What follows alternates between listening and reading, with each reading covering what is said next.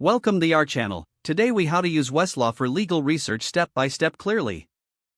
To begin using Westlaw for legal research, start by opening your web browser. Navigate to the Westlaw homepage. Log in using your credentials.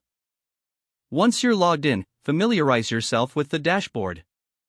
The main search bar is prominently displayed at the top. Type in your legal query or keywords related to your research topic. Press the Enter key or click the search icon. Review the search results displaying various case law, statutes, and secondary sources. Utilize the filters on the left sidebar to narrow down your results. You can filter by jurisdiction, date, document type, and more.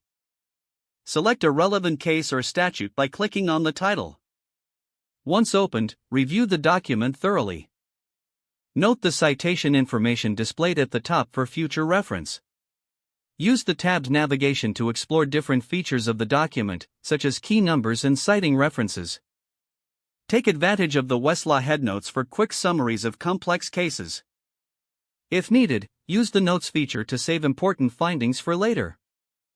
You can also generate a citation or print the document directly from the platform.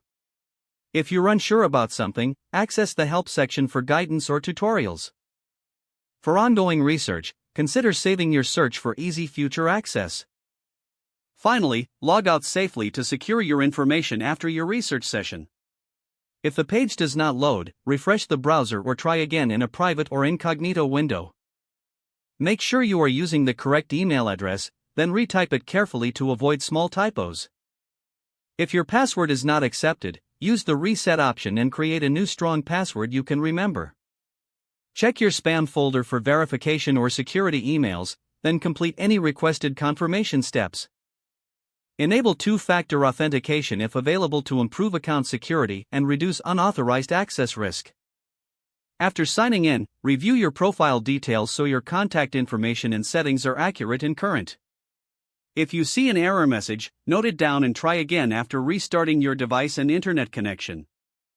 Log out when you finish, especially on shared devices, to keep your account and payment information secure.